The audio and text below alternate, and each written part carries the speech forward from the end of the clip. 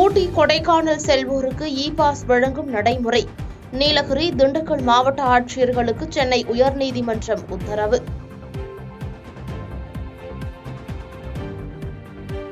புதுக்கோட்டை மாவட்டம் கந்தர்வக்கோட்டை அருகே மாட்டு சாணம் கலக்கப்படவில்லை. சாணத்தை கலந்ததற்கான அறிகுறி இல்லை என பரிசோதனையில் தகவல். குன்னூரில் பிரபல உணவகத்தில் தக்காளி சாஸில் புழுக்கள் இருந்ததாக குற்றச்சாட்டு. சோதனை செய்து மாதிரிகளை ஆய்வுக்காக எடுத்துச் சென்ற உணவு பாதுகாப்புத்துறை. சிம்ஸ்பார்க் அருகில் உள்ள மெக்காவீர் என்ற உணவகத்தில் வழங்கப்பட்ட டொமேட்டோ சாஸில் புழு இருந்ததாக சமூக வலைத்தளங்களில் புகார் தெரிவிக்கப்பட்டுள்ளது. அதைத் தொடர்ந்து இன்று இவ்வுணவகத்தை ஆய்வு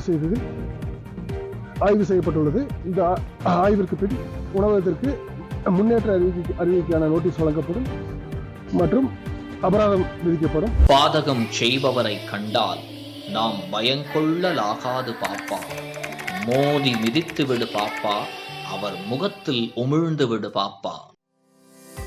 அண்மை செய்திகளை உடனுக்குடன் தெரிந்து கொள்ள இணைந்திருங்கள் இயம்நாடு தொலைக்காட்சியுடன்.